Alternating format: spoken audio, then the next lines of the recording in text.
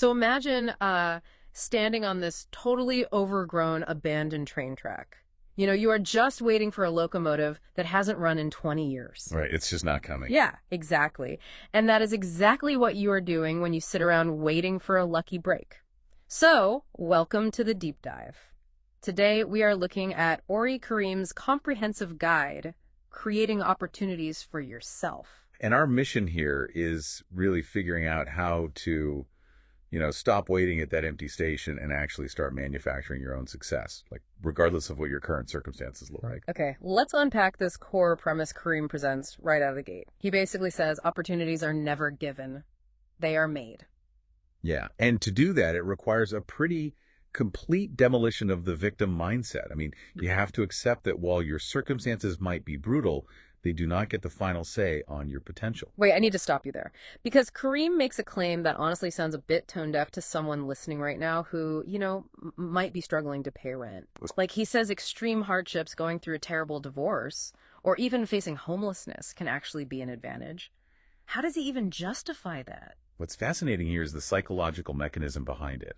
Because when you lose everything, or you hit absolute rock bottom, that mental barrier of what if I fail just completely vanishes.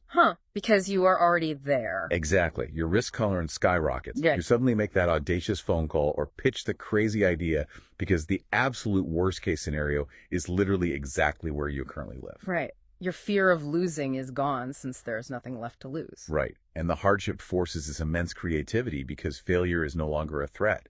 It is really just feedback telling you to pivot. Which Karim calls the rule that resourcefulness is vastly more valuable than resources. But let's be real here.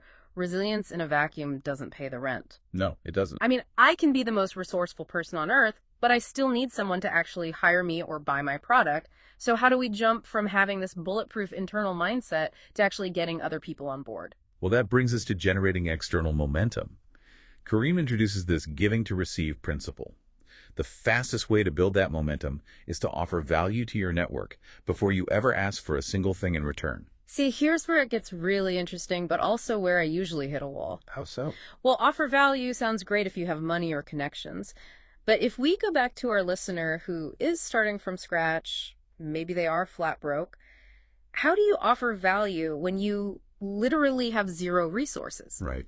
Doesn't networking just feel slimy and transactional at that point? It definitely feels slimy if you approach it like a transaction.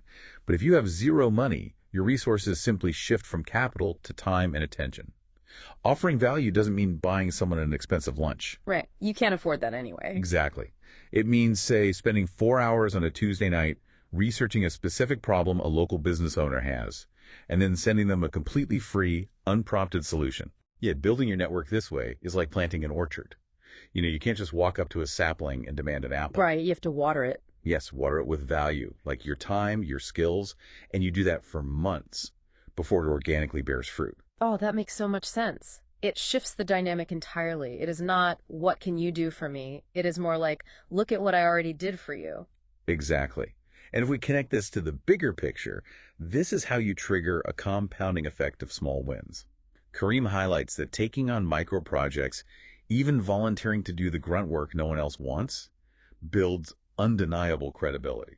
Because you document those minor achievements. Yes, and over time, that track record of small wins acts as a massive magnet for larger opportunities. Yeah. People notice that dedication and tangible results. Because action trumps perfection. You are basically proving your competence in real time instead of handing over a shiny resume and just, hoping for the best. Precisely. You start exactly where you are with exactly what you have right now. Sitting around waiting for perfect timing just guarantees inaction. Yeah. And Karim points out that conventional thinking rarely produces breakthrough results, right? You really have to disrupt your own patterns. So what does this all mean for you listening right now? Well, it means your potential isn't dictated by the luck of the draw. Opportunity isn't some magical lightning strike. No, it is the predictable product of your daily choices, your unprompted actions, and your persistence. Absolutely. So we want to leave you with this question to chew on today. If conventional thinking rarely produces breakthrough results, what is one unsolvable problem in your daily life right now? Maybe a frustrating bottleneck at work or a personal roadblock that you could reframe as your first major opportunity. Stop staring down those abandoned tracks waiting for someone else's train. Right? It's time to build your own.